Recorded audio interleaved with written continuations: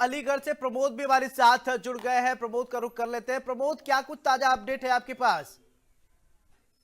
बिल्कुल, देखिए मतदान की जो प्रक्रिया थी वो सुबह 7 बजे से शुरू हो गई है और अब 9 से ज्यादा का वक्त हो गया है। और ऐसे में अलीगढ़ की बात मैं करूं, यानी खैर विधानसभा की बात करूं, तो 9% से ज्यादा मतदान यहाँ हो गया। कई जगह खबरें ईवीएम खराब होने की भी आ रही है। और देखिए, अधिकारी लगातार मूवमेंट कर रहे हैं। जिस तरीके से अभी खैर विधानसभा के एक गाँव में ईवीएम खराब हो गई थी और आधे घंटे के लिए मतदान रोक दिया गया था। ऐसे में वहां तत्काल अधिकारी पहुंचे और दूसरी ईवीएम वहां रखवा दी गई है। ऐसे में कुछ जगह से ऐसी भी खबरें सामने आ रही है जहां वोटरों में भारी नाराजगी है, विकास को लेकर, सड़क को लेकर लोग कम मतदान करते हुए नजर आ रहे हैं। इसके अलावा एक गांव ऐसा भी है जहां लोगों ने मतदान करने से साफ तौर से मना कर दिया था। हालांकि कोई अधिकारी, डीएम, एसएसपी के अलावा तमाम जिले के आला अफसर मौके पर पहुंच गए और ग्रामीणों को समझा बुझाकर शांत कर दिया। यानी जो मतदान की प्रक्रिया है वो शुरू हो गई है। यानी 7 बजे से लगातार लोग मतदान करने के लिए खैर विधानसभा में निकल रहे हैं। और देखिए, इस वक्त मैं खैर विधानसभा के उस गांव में हूँ। ये गांव आप तस्वीरों में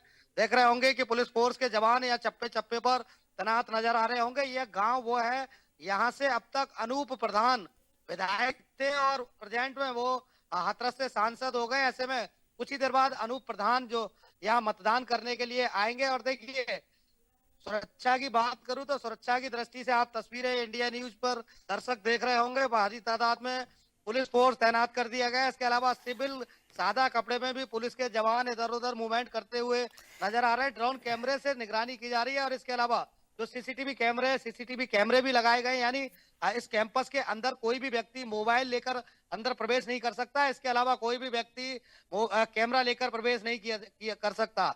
ऐसे में जो मतदान की प्रक्रिया थी सौरभ, वो सुबह 7 बजे से शुरू हो गई है और लोग घरों से निकल रहे हैं, मतदान कर रहे हैं। यानी सुबह 9 बजे तक जो मतदान की प्रतिशत है वो लगभग 9% हो गया है। तो ऐसे में निश्चित तौर पर उम्मीद की जा सकती है कि शाम 5 बजे तक जो मतदान, उपचुनाव को देखते हुए जिस तरीके से लोग कम मतदान करने के लिए निकलते हैं, मगर 9 बजे तक 9% मतदान का मतलब है कि सीधे तौर पर शाम 5 बजे तक जो मतदान की प्रक्रिया है वो काफी परसेंटेज अच्छा रहेगा। यानी लग रहा है कि पिछले दिनों जो पिछले तमाम चुनाव हुए हैं और उनसे बेहतर आज शाम तक जो मतदान की परसेंटेज है वो काफी अच्छी रहने वाली है। सर, अब देखिए, सबसे बड़ी बात क्या है कि यहाँ भारतीय जनता पार्टी से सुरेंद्र दिलेर प्रत्याशी बनाए गए और सुरेंद्र दिलेर का पॉलिटिकल इतिहास रहा है। यानी सुरेंद्र दिलेर के जो बाबा थे वो 4 बार सांसद रहे। इसके अलावा उनके पिता खुद अलीगढ़ की इगलास विधानसभा से एमएलए रहे थे। उसके बाद हाथरस से वो सांसद थे और ऐसे में सांसद रहते हुए वो अचानक एक्सपायर कर जाना उनका, तो निश्चित तौर पर सुरेंद्र दिलेर के लिए जो